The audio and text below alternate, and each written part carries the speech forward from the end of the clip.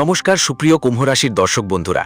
সাবধান, তোমাদের বাড়ির দরজায় মৃত্যু অপেক্ষা করছে। এই নামে যেই আত্মীয় আছে সে তোমার সঙ্গে সঙ্গে তোমার পুরো বাড়িকেই কবরস্থান বানাতে চায়। এই আত্মীয় তোমার সুখ দেখতে পারে না। আজকের আগে তোমার জীবনে যত কষ্ট এসছে, যত সমস্যা তুমি সহ্য করেছো, সেটা সবই এই আত্মীয়র কারণে হয়েছে। সেটা দারিদ্র্য হোক, অসুস্থতার বেদনা হোক, বাড়ির ঝগড়া হোক বা মানসিক কষ্ট হোক, সব কিছুর পিছনে এই আত্মীয়র হাত আছে। কারণ এই আত্মীয় তোমার এবং তোমার পুরো পরিবারের ওপর নানা ধরনের নতুন বিপজ্জনক তন্ত্রমন্ত্র করিয়েছে, যার প্রভাব বন্ধু তোমার জীবনের ওপর খুবই বিপজ্জনক হচ্ছে। আজকের এই ভিডিওতে আমি ওই আত্মীয়র প্রতিটি কালো কাজের আসল চেহারা উন্মোচন করব। আজ তার নামও বলবো, সাথে আমি বলবো কি ধরনের তন্ত্রমন্ত্র করাচ্ছে সে, কিভাবে এই তন্ত্রমন্ত্র থেকে তুমি বাঁচতে পারবে। সমস্ত তথ্য আমি তোমাকে ভালোভাবে বিস্তারিতভাবে দেব। কারণ বন্ধু, তুমি যা ভাবো তার ঠিক উল্টো হয়ে যায় সব সময়। তুমি ভাবলে এই মাসে টাকা বাঁচাবো আর ভালো টাকা উপার্জন করব, কিন্তু টাকা বাঁচে না আর বেশি টাকা করতেও পারো না। তুমি ভাবলে এই মাসে সবসময় খুশি থাকার চেষ্টা করব, কিন্তু তোমার জীবনে তো আরো বড় দুঃখ এসছে। তোমরা বন্ধুরা এক সমস্যার থেকে বেরোচ্ছ আর সামনে আরেকটা ভয়ানক বিপদ এসে দাঁড়াচ্ছে। শেষমেশ কেন এমন হচ্ছে তোমরাও ভাবতে ভাবতে পাগল হয়ে গেছো। শেষমেশ ঈশ্বরের কাছে কি করেছো? কোন জন্মে পাপ করেছো যে আমাকে এত বড় শাস্তি দিচ্ছ? কিন্তু বন্ধু না, তুমি কোনো পাপ করনি, না তোমার কর্ম খারাপ। তুমি তো সবাইকে ভালো ভাবো, সবাইকে সঙ্গে নিয়ে চলো, কখনো কারো সম্পর্কে দুটো শব্দ ভুল বলো না আর শোনো না। তবুও তুমি এত ভালো আছেন, মানুষদের ভালো করেন, দান পুণ্য করেন, মানুষের সাহায্য করেন। নিজের ঘরবাড়ি হয়তো ডুবে যাচ্ছে, কিন্তু অন্যদের ঘরবাড়ি আনন্দে ভরিয়ে দেন। নিজেরা খিদে পেতে পারি, কিন্তু কখনো কাউকে ক্ষুধার্ত রাখেন না। নিজেরাই কাঁদতে পারেন, কষ্ট সহ্য করতে পারেন, কিন্তু কখনো কাউকে কষ্ট দেন না। আপনি তো খুবই ভালো মানুষ, তবু আপনার আশেপাশের যারা আছে, যারা আত্মীয় স্বজন, তারা আপনাকে সুখী হতে দিতে চায় না। যখনই কিছু ভালো ঘটতে যাচ্ছে তখনই এই আত্মীয়রা ভালো কিছু হওয়া আটকায়। সে আগে থেকেই তোমার ওপর তন্ত্রমন্ত্র করিয়ে দেয় আর সেটা ভালো হওয়া থেকে বাধা দেয়। কিন্তু আজ কোনো চিন্তার বিষয় নেই। আজকের ভিডিওতে আমি শুধু সমস্যা বলবো না, আজকের ভিডিওতে আমি আলোচনা করব কিভাবে তুমি সেই সমস্যার থেকে চিরতরে মুক্তি পেতে পারো। একটা বিশেষ উপায়ও দিব, তাই একটা ছোট আর্জি থাকবে, ভিডিওটা শুরু থেকে শেষ পর্যন্ত দেখো, কারণ এটা 20 থেকে 22 মিনিটের ভিডিও, তোমার জীবনের সবচেয়ে গুরুত্বপূর্ণ ভিডিও হতে চলেছে। আমি জানি বন্ধুরা, তোমার বাড়িতে পরিবারে প্রতিদিন ঝগড়া কালহ হচ্ছে, স্বামী স্ত্রী মধ্যে বোঝাপড়া হচ্ছে না, যদি হয়ও তো পরের মুহূর্তেই আবার কষ্ট ফিরে আসে। বাড়িতে প্রায়ই কেউ না কেউ অসুস্থ হয়ে পড়ে, হাসপাতালে যেতে হয় বারবার, মনের ওপরও প্রচুর চাপ থাকে, টেনশন থাকে, মানুষ ঝগড়া শুরু করে। শেষ পর্যন্ত এই সব থেকে কখন মুক্তি পাবে? তো বন্ধু, আমি বলি আজকের এই ভিডিও তোমার জীবনের সব দুঃখ মুছে ফেলবে, তুমি সব কষ্ট থেকে বেরিয়ে আসবে। কিন্তু আমি শুধু একটাই বলতে চাই, আমার কথা তোমাকে একটু কষ্ট দিতে পারে, আমার কথা তোমাকে একটু ভেতরে ভেতরে চিন্তা করতেই হবে নিশ্চয়। কারণ সত্য সবসময় কর্কশ হয়, আর সত্য যখন সামনে বলা হয় তখন সেটা মানুষকে চমকে দিতে পারে। কিন্তু একটু প্রস্তুত থেকো, কারণ আজ আমি তোমাদের প্রিয়জনদের কর্কশ রাজ্যের কথা বলবো। সাথে সাথে আগামী 7 দিনে শনির সঙ্গে মঙ্গল মিলবে, আর এই দুই গ্রহ যখন একসাথে আসে তখন মন্দ লোকদেরও বড় ধাক্কা খাইয়ে দেয়। অনেক ভালো পরিবর্তন, অনেক বড় আনন্দ আসবে, তবে কিছু কষ্টও আসতে পারে, সেগুলো থেকে বাঁচাও তো বন্ধু। বিস্তারিতভাবে বুঝে নি, কিন্তু আমি শুধু এটুকুই বলবো, সামনে এগিয়ে যাও। তার আগে আজকের ভিডিওটা লাইক করে দাও। অনেক পরিশ্রম করে ভিডিওটা তৈরি করা হয়েছে শুধুমাত্র তোমাদের জীবনে যে যন্ত্রণাগুলো প্রতিদিন সহ্য করো, যেসব তন্ত্রমন্ত্র বা তান্ত্রিক কাজের কারণে সমস্যা হয়, সেখান থেকে বের করে আনার জন্য। তাই ভিডিওটা লাইক করে দাও এবং কমেন্ট বক্সে প্রথমেই সত্যি মন এবং সত্য ভক্তি নিয়ে লিখো, জয় শ্রীকৃষ্ণা, হর হর মহাদেব, জয় শনিদেব। অবশ্যই লিখবে, শনিদেবের অনেক অনুগ্রহ তোমাদের উপর বর্ষিত হবে। আর যদি কোনো সমস্যা থাকে, কোনো কষ্ট থাকে, নিশ্চিন্তে কমেন্ট করো, আমাকে লিখে জানাবেন। দেখুন, যখন আপনি গভীর ঘুমে আছেন, আপনার পুরো পরিবার, ঘরের প্রতিটি সদস্য যখন শান্তিতে ঘুমাচ্ছেন, তখন হঠাৎ কেউ আপনার ঘরের দরজায় এসে কিছু তন্ত্রমন্ত্র করে, কিছু তান্ত্রিক কাজ করে, ঝাড়ফুঁক করে চলে যায়। আর আপনি সকালবেলা উঠলে দেখতে পাবেন আপনার জীবন পুরোপুরি বদলে গেছে, অথচ আপনার কিছুই বুঝতে পারা যায় না। আপনি হয়তো দেখেছেন, যখন ঘরের ঝাড়ু বের করেন, যারা নারীরা বাড়ির ঝাড়ু করেন তারা প্রতিদিন এটা খেয়াল করবেন যে ঝাড়ুর মধ্যে এমন কোনো জিনিস তো নেই যা তন্ত্রমন্ত্রে ব্যবহৃত হয়, যেমন কালো তিল হয়ে গেছে, লোহার পেরেক হয়ে গেছে, লবঙ্গ হয়ে গেছে, কালো মরিচ হয়ে গেছে, কাঁটা লেবু হয়ে গেছে, বা লোহার গোল গোল ঘুরছে, বা কোনো পুতুল হয়ে গেছে। বা বন্ধুদের বাড়িতে যদি কোনো বাচ্চা থাকে, তার খেলনা দেখো। তোমাদের ছোট বাচ্চাদের কাছে যে খেলনা আছে ওগুলো দেখো। তাদের কাছে কোনো নতুন খেলনা এসেছে কিনা তাদের জিজ্ঞেস করো, ওই খেলনা কে দিয়েছে। কারণ সব জিনিস তন্ত্রমন্ত্রে ব্যবহার করা হয়। আর কোনো আত্মীয় মিথ্যা কথা বলে তোমাদের বাড়িতে কোনো তন্ত্রমন্ত্র করা জিনিস রেখে চলে যেতে পারে, আর তারপর তোমাদের বাড়িতে নেগেটিভ শক্তির আখড়া বসে যাবে। তোমার ঘরের সুখ শান্তি বন্ধ হয়ে যাবে, ঘরের লক্ষ্মী চলে যাবে, ঘরে ঝগড়া শুরু হবে, অসুস্থতা আসতে শুরু করবে। তো বন্ধুরা, মূল কারণ কি? তোমার ঘরই। তাই তোমাকে তোমার ঘর ভালোভাবে রক্ষা করতে হবে, ঘর পরিষ্কার পরিচ্ছন্ন রাখতে হবে। যদি মনে হয় হ্যাঁ এমন কিছু আছে, তাহলে প্রতিদিন ঘর দেখতে হবে। ঘরের প্রধান দরজায় প্রতিদিন গঙ্গাজল ছিটিয়ে দাও, ঘরের ভেতরও প্রতিদিন গঙ্গাজল ছিটাতে হবে, সঙ্গে ঘরে কর্পূরের ধোঁয়া নিতে হবে। দেখো, তোমার যে ঘরের পুজো ঘর, হ্যাঁ, যেখানে ভগবানের স্থান আছে, সেই পুজো ঘর ওই সব সমস্যাগুলো আপনার বাড়ি থেকে দূর করে দিতে পারে। আপনাকে আপনার পূজা ঘরে কিছু নিয়ম কানুন মেনে চলতে হবে। আপনার বাড়ির পূজা ঘরে সবচেয়ে বেশি যত্নের বিষয়টা হলো, আমি আপনাকে একটা উপায় বলছি। যখনই আপনি পুজো করবেন, তখন আপনাকে একটা পিতলের দীপক নিতে হবে। হ্যাঁ, একদম পিতলের দীপক নিতে হবে। ওই পিতলের দীপকে 5টা রুইয়ের বত্তি লাগাতে হবে, মানে 5টায় 5টা বত্তি লাগাতে হবে। 5টা বত্তি আলাদা আলাদা দেবতার জন্য হবে। প্রথমটা আপনার বাড়ির কুলদেবী দেবতার জন্য, দ্বিতীয়টা বাজরং বলের জন্য, তৃতীয়টা মহাদেব বা কালো কাল অর্থাৎ শিবের জন্য। মহাকালীর নামে, চতুর্থ মহাকালিকার নামে, হ্যাঁ, কালিকা মাতার নামে, এবং আটকে গেছে। বন্ধুরা, তোমার ধন সম্পদের রাস্তাও বন্ধ হয়ে গেছে। এখন তুমি যতই পরিশ্রম করো, যতই এড়ি চেপে দৌড়াও, বেশি টাকা আয় করতে পারবে না। বন্ধুরা, তোমার উপর ঋণ বাড়ছে। আমি এটা জানি কেন হচ্ছে।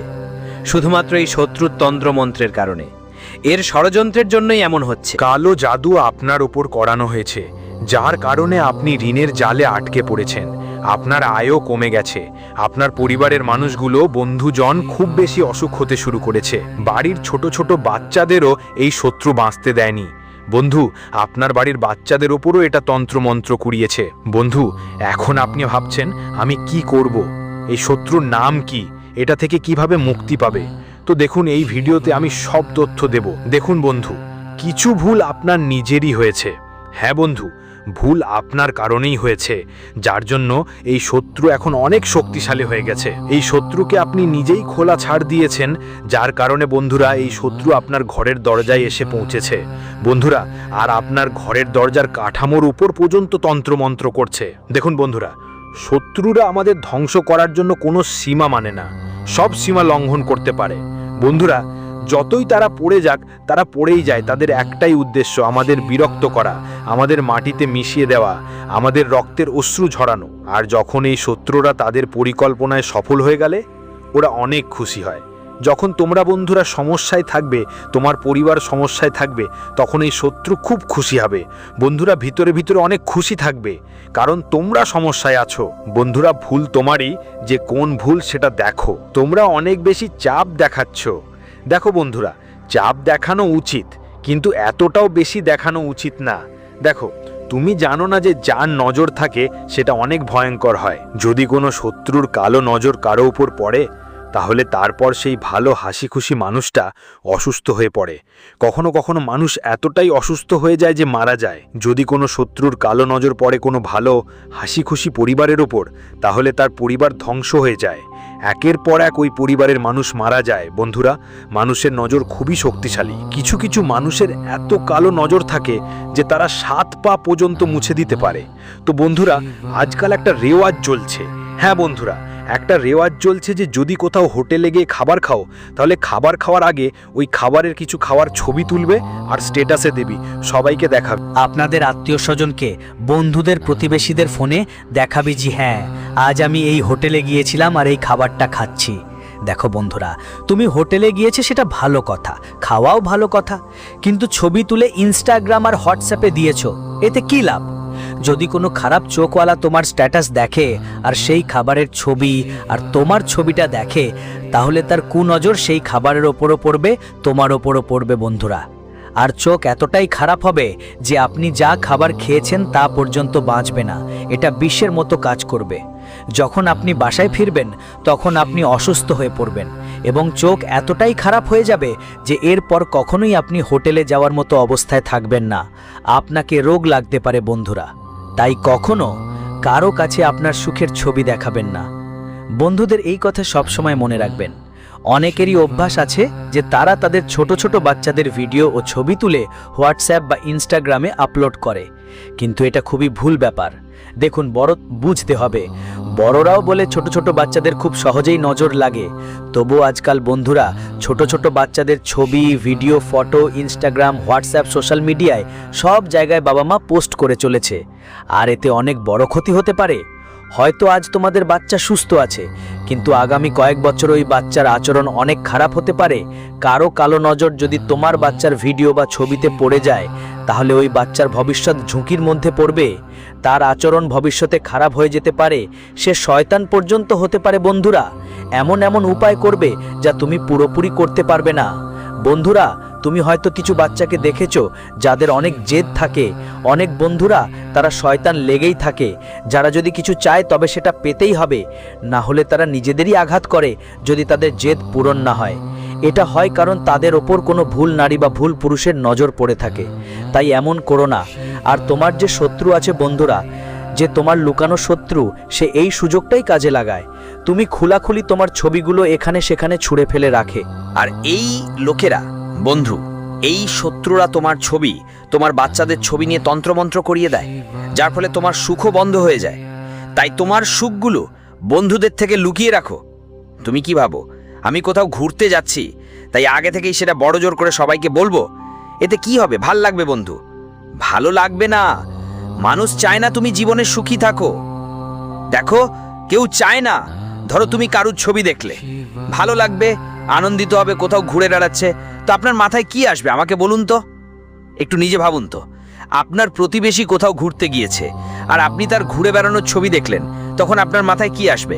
যে দেখো কত ভালো ঘুরছে, কত সুন্দর জায়গায় যাচ্ছে, কত সুস্বাদু খাচ্ছে। আপনার চোখেও সেই খুশি আসবে। কিন্তু মাঝে মাঝে আমাদের চোখ থাকে বা কারো চোখ থাকে যা খারাপও হতে পারে, যার ফলে বন্ধু সেই ব্যক্তির ওপর খারাপ প্রভাব পড়তে পারে। তাই খেয়াল রাখবেন, কখনো হাসতে হয়েছে খেলতে খেলতে ছবি ইনস্টাগ্রাম ইত্যাদিতে আপলোড করো না। লোকেদের দেখিও না বন্ধুদের। এখন পরের কথা ঠিক মতো মনোযোগ দিয়ে শুনো।